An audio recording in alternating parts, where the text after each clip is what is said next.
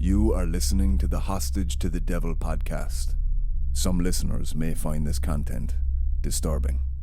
Talk me through your professional accreditation then and how long you've been working in the field of psychiatry. I've been a psychiatrist for about 30 years. I've been involved in consulting on cases of possible demonic oppression or possession for about 25. My present position, I'm a professor of psychiatry at a medical college and also a psychoanalyst on the faculty of Columbia. I trained at Yale. I was a classics major at Princeton, so I had a pretty good background to be going into this work. Well, first of all, I never volunteered for anything, but I've had, back 25 years ago, I had a couple of priests, especially a very prominent American exorcist, who asked me to consult on a case. And like all these cases, it was an odd case. Eventually, my role was to confirm that this was not some kind of psychiatric condition. Most people who think they're possessed or oppressed are suffering from a medical illness, and it's usually psychiatric. But then there are these cases, and I have seen scores and scores of cases, hundreds really, which would imply that it's not so rare, but it is rare. Nevertheless, I've seen these cases, and they always have some element that clearly goes beyond the medical or the psychiatric, and that was my conclusion.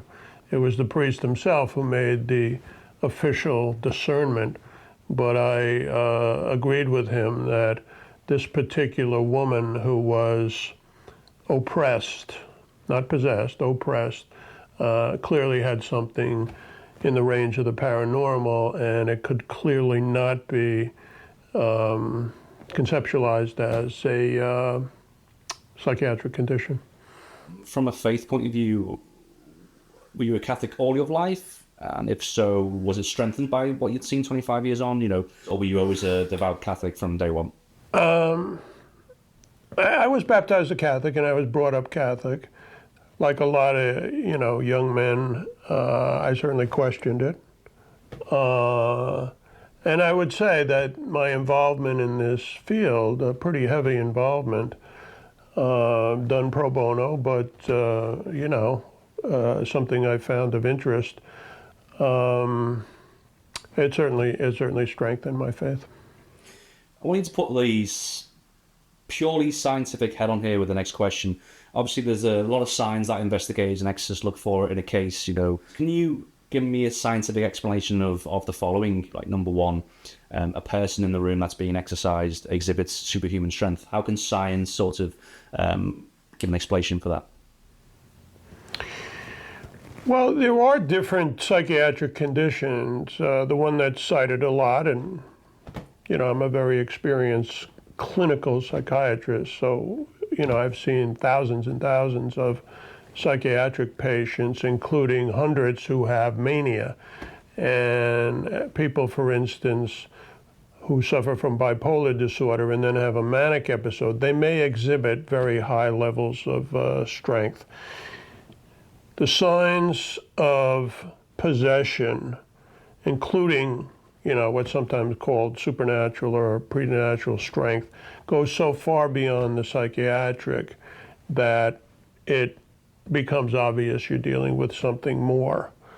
And what about a person reacting aggressively to holy water and crucifixes? And again, you could have a suggestible person who knows that it's blessed or something, but again, if sometimes you do sort of a test to the person, they don't know whether it's holy water or not, and they have a very strong reaction. Having said this, a lot of people focus on the individual signs, and the suggestive criteria classically in the Catholic tradition about discerning a possession or superhuman strength, speaking in different languages. Speaking in different languages, extreme aversion to sacred things, as well as the possession of hidden knowledge or knowledge from a distance. Those signs are very suggestive and they're very important. But you always have to go on the totality of what's going on. For instance, you'll have those signs in a genuine possession, pretty invariably, although there are a few exceptions. But you'll also have a context. This is a person who may have been involved in Satanism, or at least heavily into the occult. Or this may be a person who turns strongly to evil as several factors. And in addition, there will be such a difference between their presentation, with or without the paranormal signs, that, in my opinion, you normally can easily distinguish it from a psychiatric or medical disorder. But you have to know all the facts. And a lot of times people, hear one thing and they credit that. I mean, a very good example would be levitation. Now, I've never seen levitation, but I've talked to about 10 different priests, all of whom swore to me that they had a case of levitation during their exorcism. For instance, a woman I evaluated very closely, I call her Julia, I've written about her academically. I had about 8 people who were at her exorcism say that she levitated. I had the wife of a gentleman who was a gangster, had turned to evil. The woman I just referred to had turned to Satanism. So there was the context for their possession. But there's no question that these people, that some rare cases of possession, and even in possession it's rare, have levitated. But other people throughout history have also levitated. For instance, some of the great saints have levitated. There are occultists throughout history who purportedly, and I believe it, have levitated. So you can never separate out one symptom and say that proves possession or oppression for that matter. You have to look at the totality, and that's what a lot of people unfortunately don't do. When I was chatting to Matt Bagley in Rome, he talked about his own experiences working with psychiatrists and obviously observing some of these exorcisms taking place. And one of the things that a lot of scientists that he spoke to and psychiatrists really couldn't get their head around was this knowledge of hidden things about somebody in the room or themselves. Can you give me your own personal experiences on this, about how someone's had hidden knowledge about yourself? And no, this is clearly in the realm of paranormal, that the possessed and sometimes the oppressed individuals would have this hidden knowledge of faraway things. Some people say knowledge of the future, which is not true. Spirits, and the church teaches both angels and devils and demons do not know the future. Only God knows the future. But they can have pretty good guesses about the future. But their knowledge, which is called in Latin latra, and usually translated as hidden knowledge, it's absolutely a sign that you're dealing with something paranormal. And psychics can tap into that realm too, perhaps in unsavory ways. The Satanist woman that I referred to, for instance, knew all kinds of things. She knew how my mother died, which was ovarian cancer. But she didn't know just how my mother died. She knew how about 10 other people's parents had died. Now, unless she was, you have to use your common sense. Unless people think she was researching hospital records and stuff, it staggers the mind to believe that she didn't know that through hidden knowledge. A more dramatic example of her hidden knowledge was She told me once that she had something which the parapsychologist called remote viewing. She could see things at a distance. And she clearly believed it was not some ability of the human mind, but that it was conveyed to her by demonic intelligence. And she said to me once, and I decided to challenge her on it, she said, well, I can see the Exorcist. I said, what are you talking about? You can see the Exorcist right now. She says, yes. Now, I had the guy's cell phone, the chief exorcist on her case, whom she was talking about, was a good friend of mine. So I said, well, describe what he's doing now. She says he's walking along the beach near his house, and he's saying his breviary. And I said, what is he dressed in? She said he has a blue windbreaker and he has khaki pants on. I call her by the pseudonym Julia. Of course, I would never reveal anybody's name. And I said to Julia, I said, well, listen, I was tempted to say Miss Smarty Pants. I said, listen, Julia, I'm going to call him. So I called him. He called himself by a pseudonym, Father A. So I said, Father A, who was also one of the founding members of the International Association of Exorcists, by the way, very little known. I said, Father A, what are you doing at the moment? And he said, well, I'm usually at home, but I decided to, take a walk along the beach. And I said, what are you doing? I said, I'm saying the divine office. I'm saying my prayers. And I said, and what are you dressed in? So he said, Rich, I know what's going on. So I said, what? He said, you're talking to Julia, right? And I said, yes, just answer the question. He said, well, I have a windbreaker on and I have my khakis on. He was actually an ex-military guy. And I said, what color is the windbreaker? And he said, blue. And he said to me, I'll bet you she told you all that, right? She's amazing, isn't she? I told you she was amazing. And it was by far the most dramatic case of possession that I've ever encountered. And that even these two experienced exorcists who work with her, it was, in their view, the most flamboyant possession they ever witnessed, and they were incredibly experienced. It's great. Good.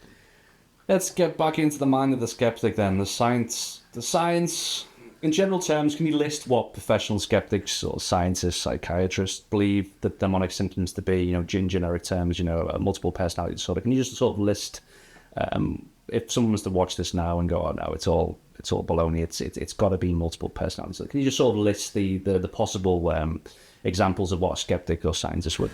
Well, first of all, skeptical people, in my opinion, have never seen a genuine case.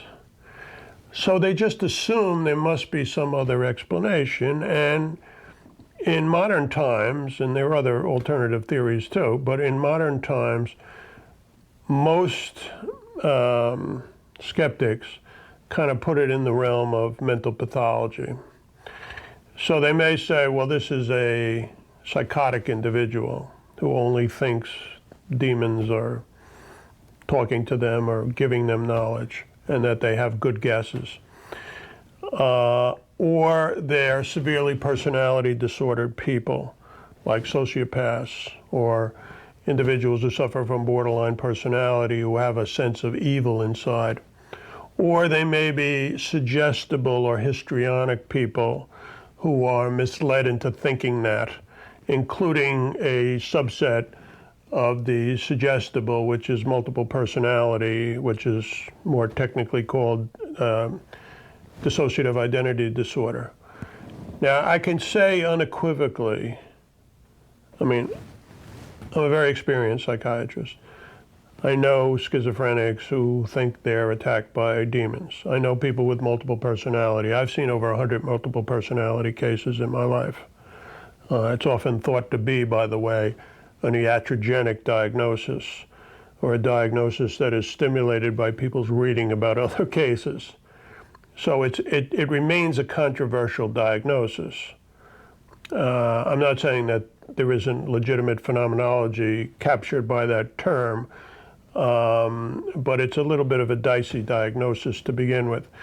In any case, when you look at these cases, whether they're psychotic patients, patients with a strong sense of evil inside, or suggestible and dissociative individuals who may be diagnosed as multiple personalities,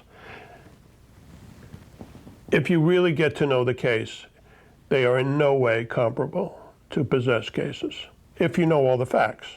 Now, a lot of people don't know all the facts, or they just assume that, well, you know, that must be the explanation of what people are mistaking for a possession.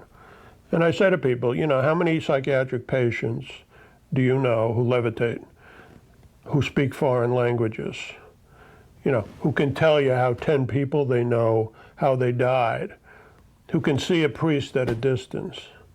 That's what possessed and oppressed people can. I've never met a psychiatrist. I've probably treated or consulted in my life, because I've been a very busy psychiatrist my whole life. I'm a professor of psychiatry. I've probably evaluated directly about 25,000 cases. None of these patients had those paranormal powers. In fact, nobody who came into my office as a psychiatric patient did I ever think was possessed. The reason I can talk about these cases, and I've seen many, many cases, but it's because they've been referred to me, actually from all over the world, but especially from all over the United States. And so I'm seeing these rare bunch of people, and they meet the criteria of the Roman ritual for these paranormal or preternatural powers. Medical cases don't, psychiatric cases don't. It's a very distinct, they're two separate, distinct groups, although you have to have an open mind and you have to know all the facts. The skeptics do not seem to have encountered those cases, or if they do, they just try to explain away symptoms which cannot be explained away as psychiatric or medical. You mentioned it before. Can we talk about and you mentioned it quite a lot in your articles, can you talk about the Julia case from start to finish then? Julia, and of course I always use a pseudonym, was a unfortunate woman, tragic case, of a woman who at a young age had turned to Satanism. She was a member of a satanic cult, and she literally worshipped Satan. And she had a kind of diabolic philosophy of life, which she would expound.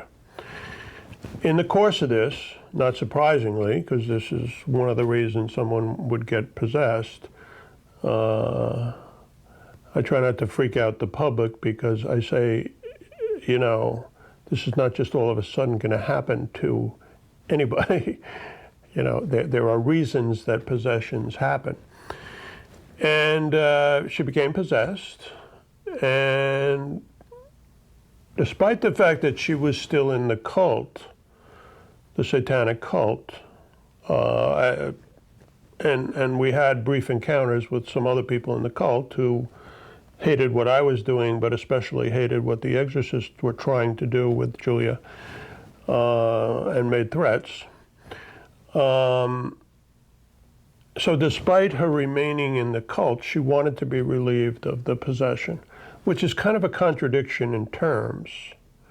You know, people sometimes think exorcism is a magic ceremony. The prayers are important, but the inner spiritual battle, the need to struggle and turn to our Lord, is just as important a part of the successful liberation. So she had a clear possession, and she had the whole 9 yards. I mean, she had clear hidden knowledge, telling me how my mother died, telling other people how they died, their parents died, seeing people from a distance. I recounted the story of the exorcist, but she could do that with other people too. During the exorcism, she spoke multiple foreign languages, which, she was a savvy enough woman in her own satanic way, but she was not an educated person. There's no way she knew those languages. Exhibiting all kinds of, weird phenomena during the exorcisms. And again, none of this unprecedented, but in its totality, fairly flamboyant.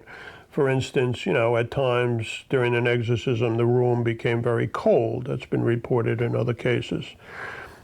At other times, the room became stifling hot so that everybody would sweat. The exorcist, again, the same man I referred to before, who was incredibly experienced, said, I feel like I was at the gates of hell. And this is a woman, this is one of those cases, and I've heard about directly, of course read about many more, but directly spoken to priests and family members about this phenomena. She levitated for about a half an hour during her last exorcism. So to be clear, she was sitting in a chair, she was being held down, and for about a half an hour, she rose from the chair. Now, 8 people, observers, told me they saw this. They had to hold her down, else they felt she would have ascended further. Again, it staggers the imagination to believe that 8 good-hearted, salt-of-the-earth people are just going to make up this story about me, especially in the context of this dramatic, satanic possession. So these are the kinds of things that not only prove she was possessed, but were constantly witnessed by multiple people, including myself, and certain of the paranormal features. So people always ask me, well, what happened to Julia? Well, it wasn't surprising, since she refused to leave the cult, that she was never delivered.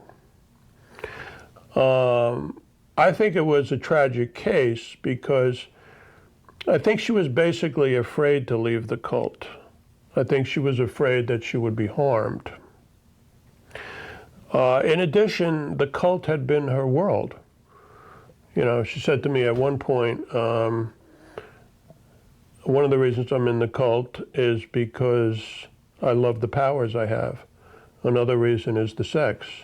And she said, anybody who doesn't think satanic cults are full of sex doesn't know what they're talking about. Be that as it may, she was afraid to leave the cult. It was a kind of substitute family for her, and she never wound up doing that. And not surprisingly, she was not delivered. And eventually, we were told, she told me that she was dying. Was there a time when you were on the phone with the exorcist and you heard the demonic voice come through?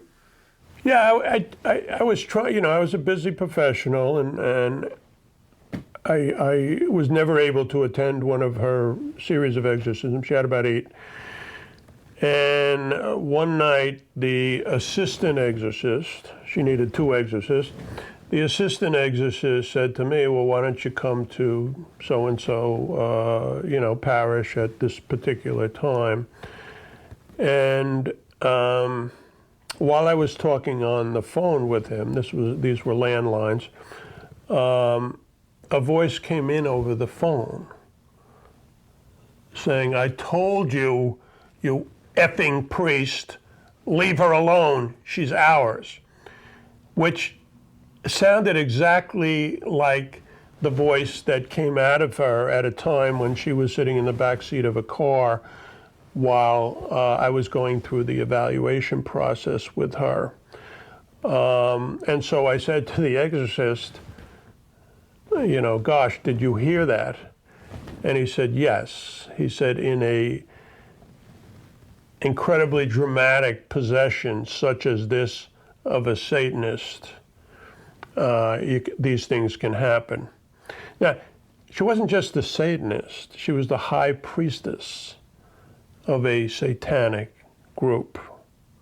I don't want to go into details. She was also a breeder for the group.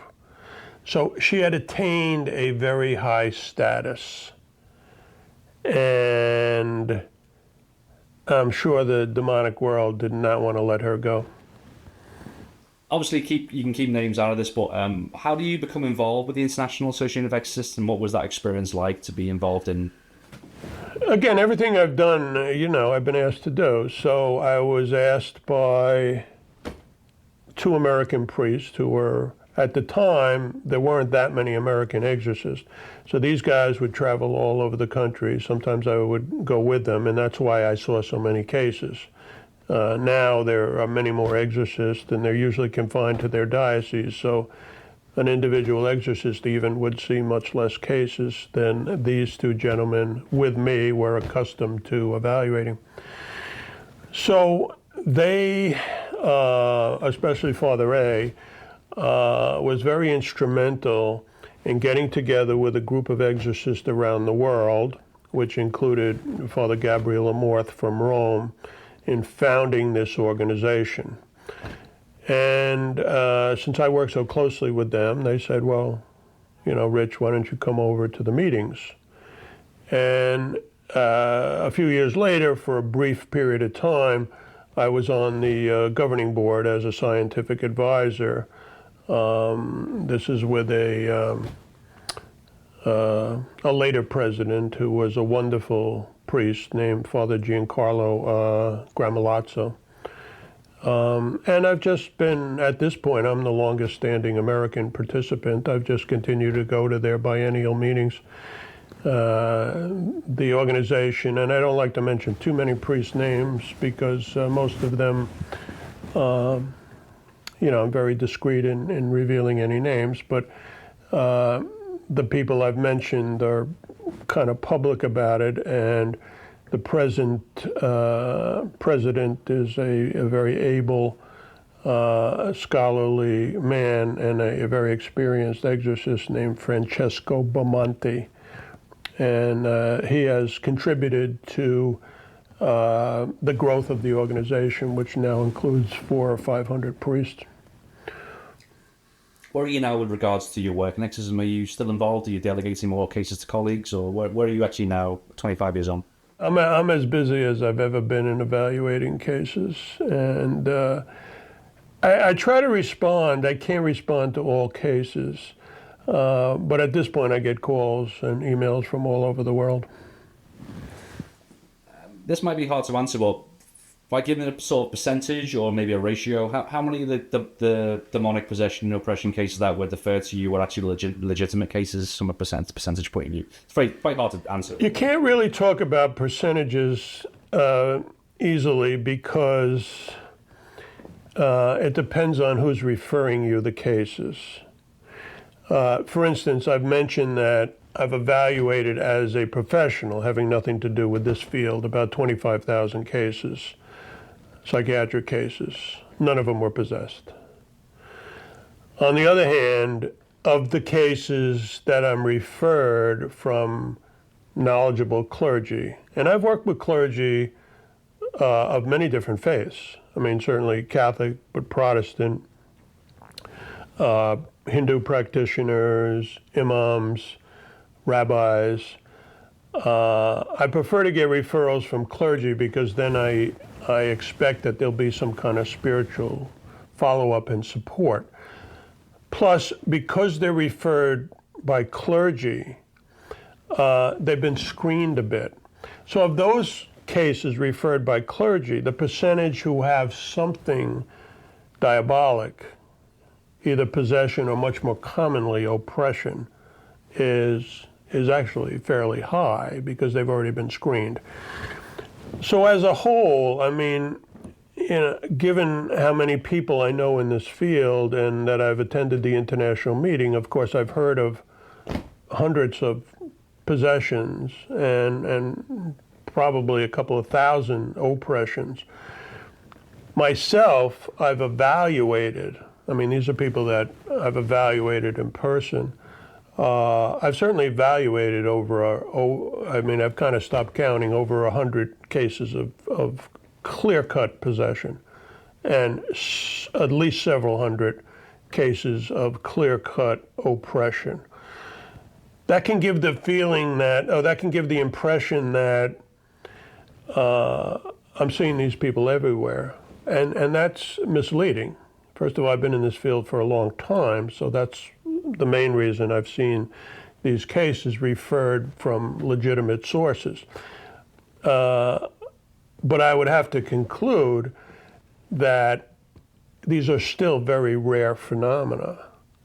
They're rare phenomena which I've seen just because I've been so involved in the field, not because they're common. I mean, your average psychiatrist may never see a case of this in their whole life, and probably wouldn't. In part because, too, a lot of these people don't want to go to a psychiatrist because they just think they're going to be ruled crazy. When Julia first talked to me, and she was required to talk to me by the priest, and she had been evaluated by several other mental health people as well, all of whom thought she was possessed, not just me. And she said to me, well, Dr. Gallagher, I'm always reluctant to go to a psychiatrist because I think that you guys are just going to say I'm crazy and put me in a hospital. And I said, well, unless I thought you were dangerous, I wouldn't put you into a hospital.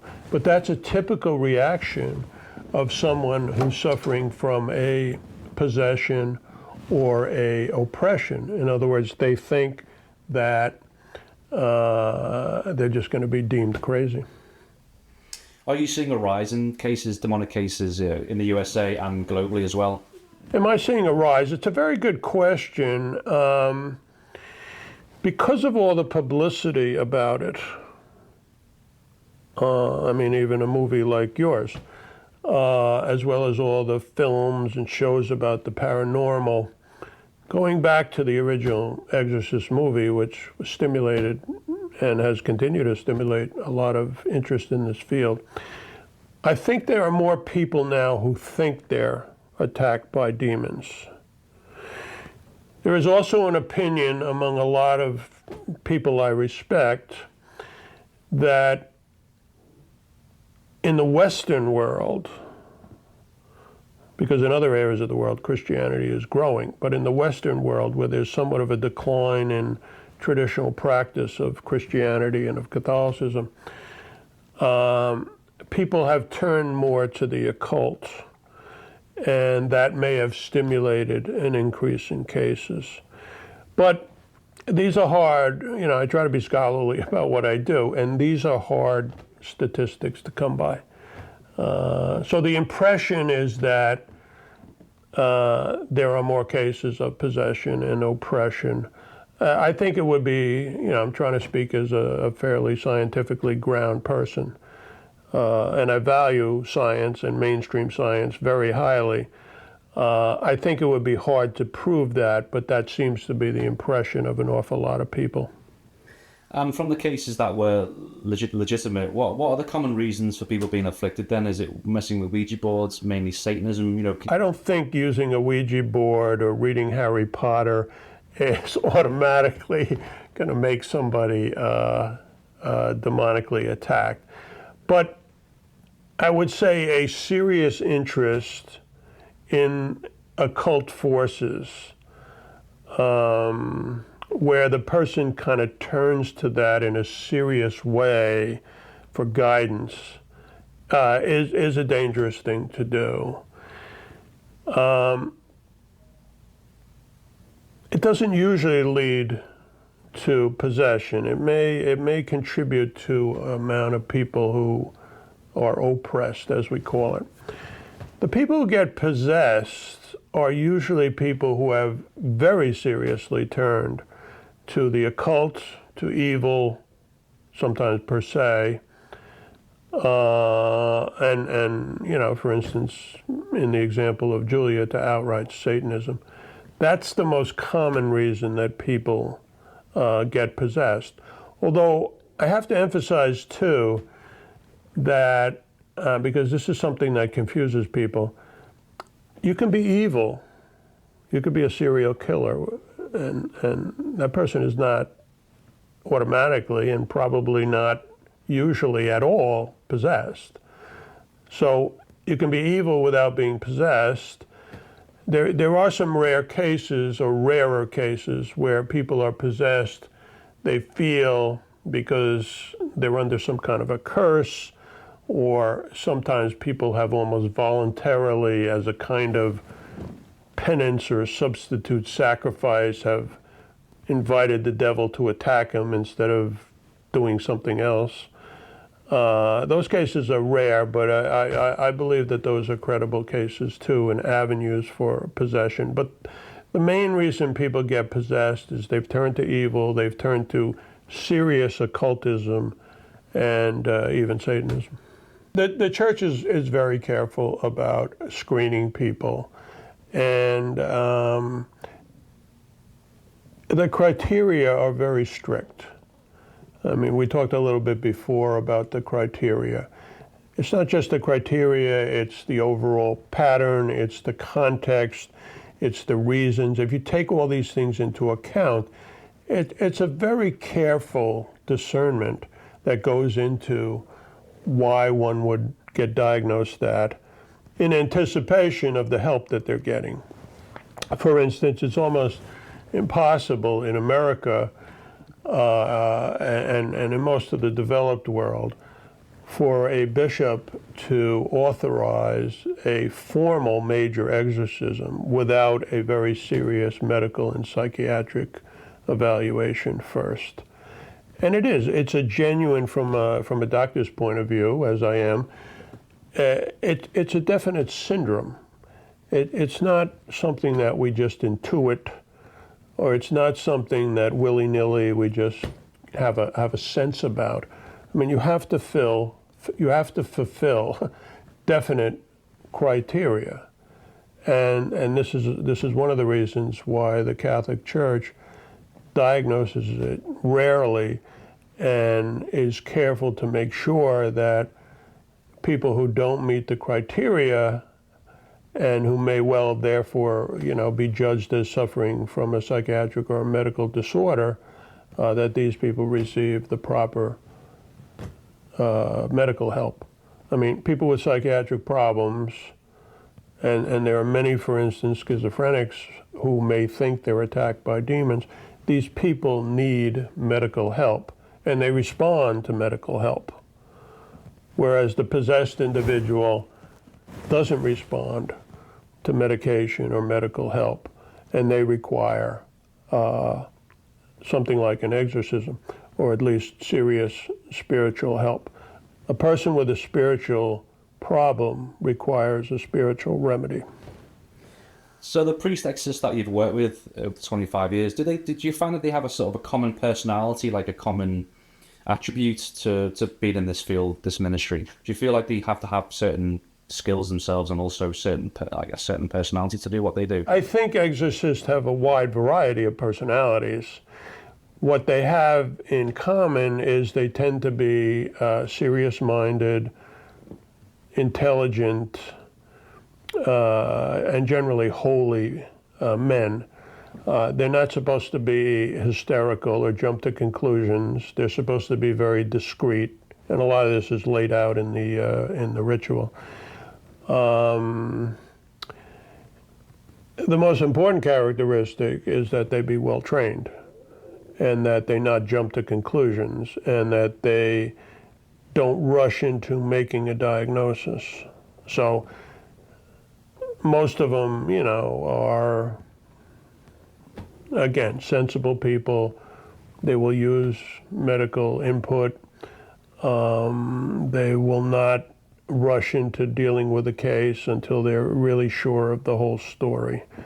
So they tend to be wholly sensible people, in my experience. There may be exceptions, but those are the people that I work with.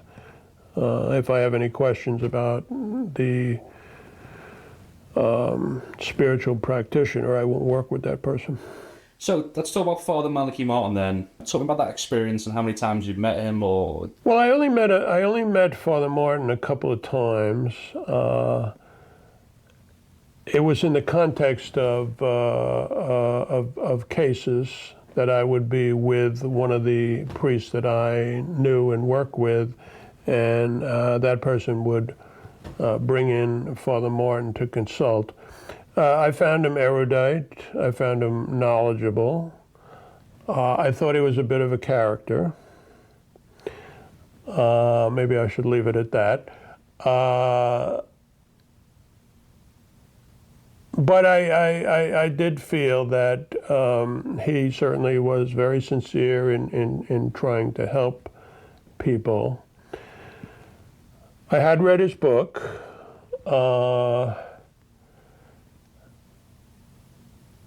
I thought it was a little overdramatic and a little stereotyped. Each of the cases that he wrote about seemed to be fashioned in a literary way to prove an ideological point. And I believe Father Martin in his writings came off as a little overdramatic and apocalyptic. He had a very dark view of where the world was going, which is not an unusual thing in religious history. I mean, there have been many eras of history where, you know, the world's going to end, the world's going to hell in a handbasket. Whatever one thinks of the state of Western society, I think his view of the level of demonic activity was a little hyperbolic, and I think he emphasized the tremendous price, emotional and otherwise, that an exorcist would have to pay. And I think it was a little unfortunate. I know many exorcists. I mean, I go to meetings with hundreds of them. Many are very delightful, happy, jovial people. They're not superficial people. But I think Father Martin's emphasis that sort of every exorcist was going to have a tragic life or something was a little melodramatic. And I do think, as a character, I think he was both very knowledgeable, but there was a little bit of blarney in some of what he would say too at times. That's my personal opinion. I'm not criticizing him. You understand? I think he was a good man. He undoubtedly had a complicated life, and he was personally very gracious to me. So nothing in what I've said should be taken as a serious criticism. But he was a human being with perhaps some gifts and some flaws too. Right. It's common knowledge that Father Martin used a lot of media from the 70s onwards to help broadcast his message about a lot of various topics, including the demonic. Do you believe Father Martin was a one-off? Well, I think he was a singular character at a time where there wasn't much knowledge of this whole field. But I've known scores of exorcists. I know scores of exorcists. And many of them are incredibly intelligent, wise, experienced exorcists. And they're prudent too. And I would say that there are many exorcists who, certainly are as knowledgeable as Father Martin, who I've been told was primarily an assisting exorcist. But there are many exorcists who have a lot of experience, and I've worked with some of them, and so although I was exposed to some of Father Martin's ideas early on, I've certainly learned just as much from many subsequent exorcists that I've known and became friends with.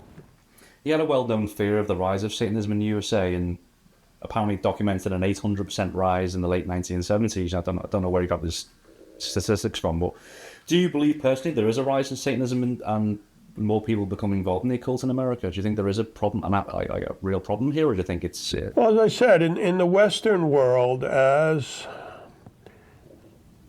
a strong adherence to maybe traditional Christianity diminishes, it's going to be filled with something else. And so it may be filled with agnosticism, or it may be filled with, New Age or occult beliefs. There probably has been a rise in that. Although, again, there is also, and I'll speak as a psychiatrist who has studied memory and recovered memories and this sort of thing, there also at times has been an exaggerated hysteria about Satanism. I've heard many false stories about Satanists or people who feel they've been cursed by Satanists or abused by Satanists. This is not to trivialize the true demonic practitioners out there, but I think it would be very hard to prove that they're lurking around every corner. Somebody told me once, and I don't know if this is true, that Father Martin once claimed, and this may not be true because there were always a lot of rumors about his life, some of which I think are not true, although I don't know if they all are, that Father Martin supposedly said that half the people languishing in mental institutions are suffering from demonic problems. I think that's not only mistaken, I think that's a very imprudent thing to say. So he could exaggerate things. That doesn't discount the good work that he at times undoubtedly did. You talked before about working with different denominations and different religions, and are there correlations between all the faiths and different faiths? Are we fighting the same enemy here? In my opinion, there is no, and I am a Catholic, there's no question that historical Christianity has had the best understanding of the diabolic realm. And just as a student of history, there is no figure in history who had the tremendous ability to control the demonic world and drive out demons from people who are possessed as Jesus Christ. And again, as a Christian, I believe that in many ways, beneath every authentic spirituality of other religions as well,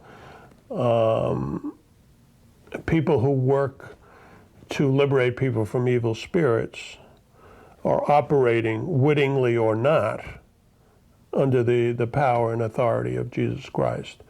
So, I'm pretty committed as a Christian to that idea.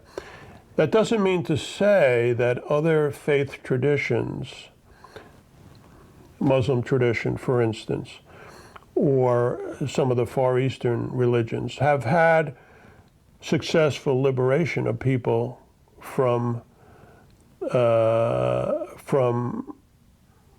demonic bondage through their prayers.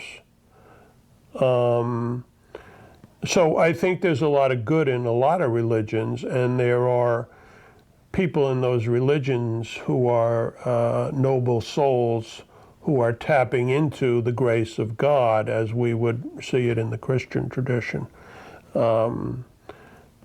some of them also, though, are very confused about the nature of what they're really dealing with. An awful lot of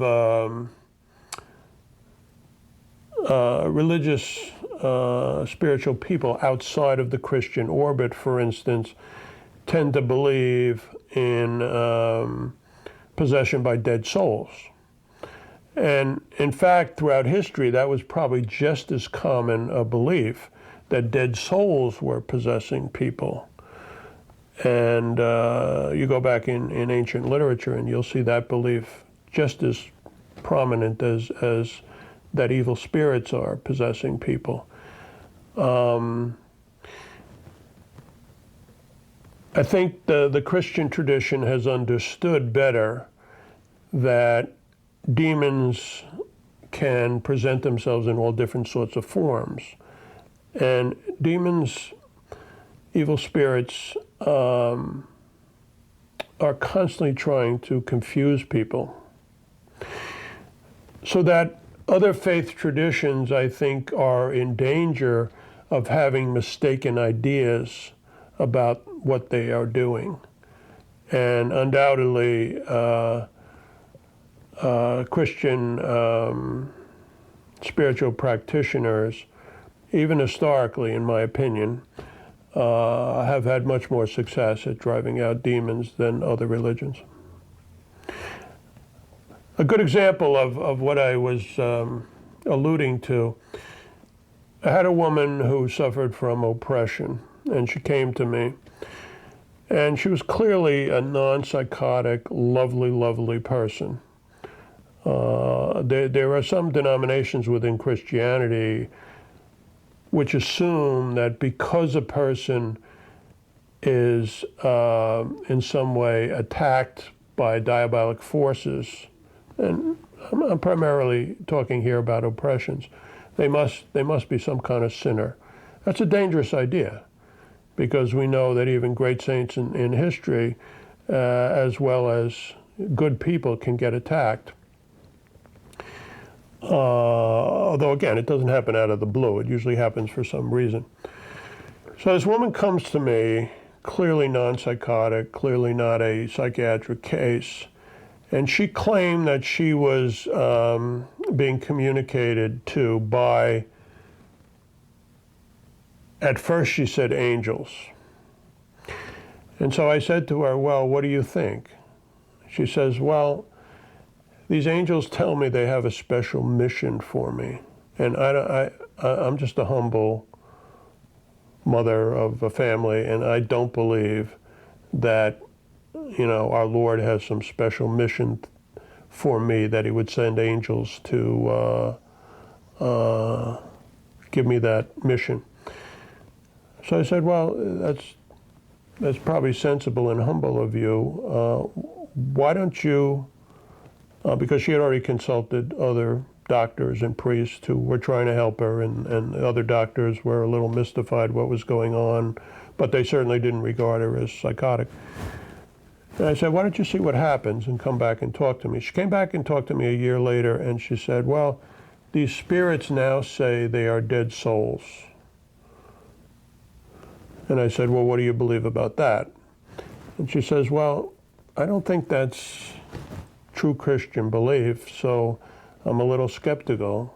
And again, I said, well, I admire that you have some good sense in this area. Let's see what happens. She came back to me a few weeks later, and she said, they finally, Dr. Gallagher, have revealed who they are. And I said, who are they? She said, well, they've finally been forced to confess, as I work with priests in this area, which she was doing, that they're evil spirits. And I found that a very telling story. And it's not the only time I've heard that from people. So these evil spirits will often pretend they're dead souls. I mean, this is whom mediums, for instance, are often thinking that they're in touch with. Or they may present themselves as messengers of God, angels, whatever. And I think that's a very good illustration of that truth. We talked about the demonologist on television that you've seen and investigators. And we're all in search of that sort. We call it the golden nuggets of evidence. That one piece of evidence recorded on camera or audio that's going to totally shift and convince the masses of non-believers in the world. Do you believe we will ever convince the masses of non-believers that this is real? Well, probably not. I don't believe that one's going to get definitive evidence. These phenomena, which have been written about by anthropologists, they've been written about by different scholars. Probably the best historian of states of possession was an agnostic named Dr. Osterreich in Germany about 100 years ago. And the presence or the nature, the scientific reality of these things is probably always going to be disputed. And that's in part because people think that evil spirits are going to perform for the camera. I mean, most experts in this area, and I certainly agree, they recognize that these evil spirits, as fallen angels, are probably far more intelligent than we are. In fact, they look down on human beings. There's no doubt in my mind, We're kind of monkeys to them. And they're very shrewd and they're very interested in confusing people. So they're not going to just perform for the camera like an exhibitionist Hollywood actor and make it easy for people to capture their reality for posterity on YouTube or something. Quite the contrary, they want to cause a commotion and confuse people. And they've been trying to confuse people for millennia, even in the pre-Christian era. So, no, I don't think that we're going to get this definitive proof. Even if you had a fairly definitive proof of something, and people have tried, other people would say probably, well, the tape was doctored, or the film was mistaken, or blah, blah, blah, or they staged this for the camera. So I think it's quite naive for people to think that we're going to get some kind of unequivocal evidence. Now, we may get evidence, but it's certainly not going to convince everybody. I'm sure you've been heavily criticised by fellow psychiatrists and professors in your field. I'm just going to spout off a few quotes here from the Skeptical Inquirer 2016, very fitting. Quote, "His grasp of science is troubling. His approach to explaining human behaviour has the potential to damage the profession and contribute to harmful mental health practices." Why do you think you've faced, you've come out publicly in a lot of articles, but why do you think you've faced such harsh criticism? Well, I wouldn't say that I am criticized by my fellow professionals. I would say that there are some people who are committed to a kind of dogmatic materialism who question what I'm saying. And they question it, and sometimes they get vitriolic and, in my opinion, adolescent and immature about their criticism. Because to recognize the reality of these spiritual phenomena completely upsets their apple cart. Now, as a matter of fact, in my profession, I've never been overtly criticized. I think I've raised a few eyebrows in certain quarters, but I've also worked with other Catholic doctors, and in fact, my past academic chairman, who was a past president of the American Psychiatric Association, he not only believed what I'm writing about, but he claimed that he had had a case himself when he was younger. So the other thing is, this is a tolerant country. We believe in religious freedom, and we believe in pluralism. And so as opposed to, for instance, in Europe, I think there's much more openness to the realm of the demonic, even among physicians and certainly among the general public. People sometimes will say to me, How does it feel to be out of the mainstream? And I say, well, what are you talking about? In America, 70% of Americans believe in the devil. Over half in one survey believe that demons actually can attack people. So just who's out of the mainstream here? You know, it's not me. You get some doctrinaire people who are very committed to a kind of bland, sterile materialism. But look, not only in America, but most people throughout history have believed in spiritual realities. As a matter of fact, most people in history undoubtedly have believed in some kind of spirits attacking human beings. Now, if you have spirits who attack human beings, however you think about them, those are evil spirits. I mean, let's not play with semantics here. So, in recorded history, the vast majority of human beings have probably always believed in evil spirits. So I'm hardly out of the mainstream. And quite frankly, most of any kind of criticism of me is usually this anonymous online stuff by people who really have little idea what they're talking about. One supporter of mine wrote a comment, and he was more acerbic than I tend to be. He said, Dr. Gallagher, you have obviously disturbed the anthill. But that's kind of the perspective I would have, that the people who actually are hostile to what I would say usually have their own axe to grind, and they've had zero effect on me. You've mentioned before that you're not anti-scientific. You believe in science, but you've just had that rare opportunity to study these things in detail. Can you talk more about this?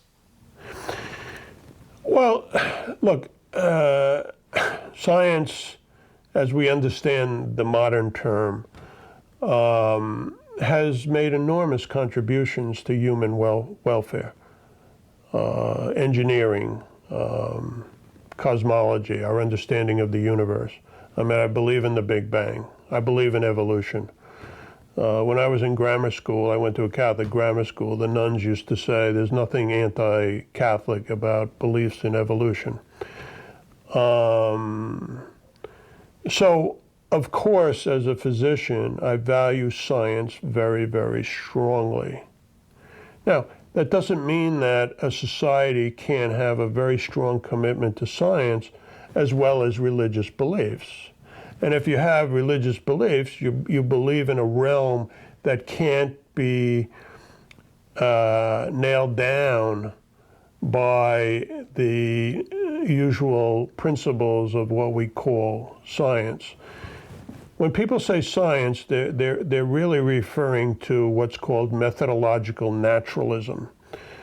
That's the fancy term meaning, you know, science in the modern sense advances by doing experiments and having double-blind studies and this sort of thing. Well, you can't subject evil spirits to that any more than you could subject, you know, God or angels to that. These realms of knowledge are confused if people think that science disproves evil spirits. Of course, it does nothing of the sort. And even the word science, it comes from the Latin scientia. The word science really meant knowledge. And any respectable philosopher of knowledge is going to say there are different ways we understand things. I mean, there's nothing unscientific about belief in devils, in demons. It has a different level of evidence. Some of the evidence is, and primarily historical evidence.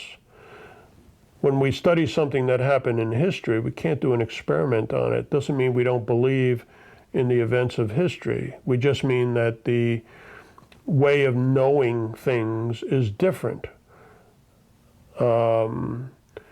Biblical scholarship is a reasonable field to study.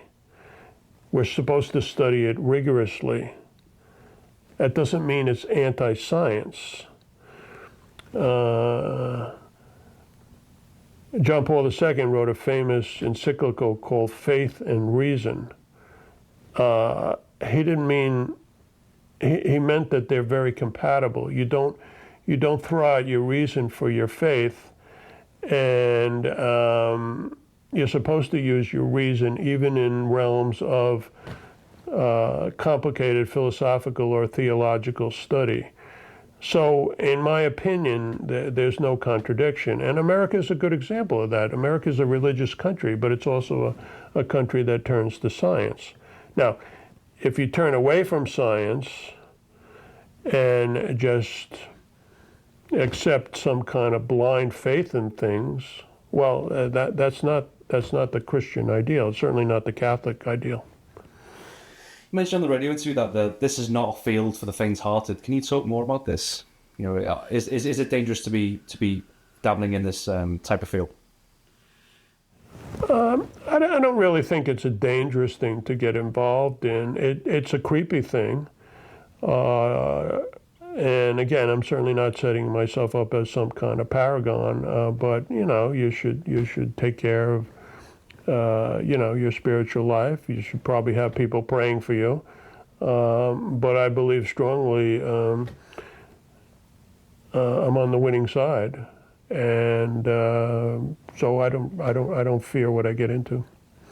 You just answered my last question. Are we all doomed, or are we on the winning side? I think you just answered it. Well, I hope most of us are on the winning side. We leave that up to God to decide. I mean, there is clearly at the heart of this whole subject is the matter of free choice and free will. And people can choose to try to follow God as they know him, best they can, or they can reject it. And certain people in history, of course, Hitler, Stalin, whatever, have turned to evil. Criminals, cosmic terrorists, gangsters. So human beings have free will, and I think it's eminently analogous and sensible to think that if God created angels, as most religious people in history have always believed, that some of them could have also turned to evil and rebelled, and then they go to their own place. They have consciously rejected God and separated themselves from God. I call them cosmic terrorists because they seem to get a certain satisfaction, or at least they have a strong inclination to attack human nature. People have different theories about that.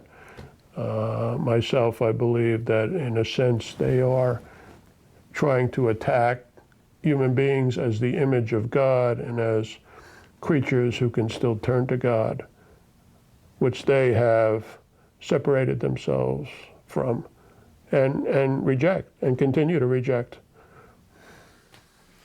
Let's finish on the book. Let's talk about a little bit briefly about the book, motivation behind writing it, when it's going to come out. You know, just a little bit of it. Like everything else, like getting involved with the International Association of Exorcists, like doing consultations on cases, everything I've done, and maybe I think it's more providential that way, has been because somebody has asked me to do something. So quite a few people asked me to write a book about my 25 years experience. And I was a little hesitant. First of all, as a doctor, I value confidentiality tremendously. So I certainly had to disguise all cases that I write about. But at the same time, I realized it would be kind of useless or silly to write a book if I wasn't very scrupulously accurate. So I tried to write a book at the request of many, many people, and after some hesitation, to share my experiences. You know, there was a New Yorker writer who said, write what you know. Well, willy-nilly, without my really having any ambition to get involved in this field, which just sort of happened in my life, I decided it would be worthwhile to share my experience and share my expertise in this area. So I wrote a book, probably will come out in early 2019. It's going to be published by HarperCollins. They seem to be very enthused about the book. And the title is Demonic Foes, F-O-E-S. Demonic Foes, a psychiatrist investigates diabolic possession in modern America. And I hope it does some good. Hope it does some good.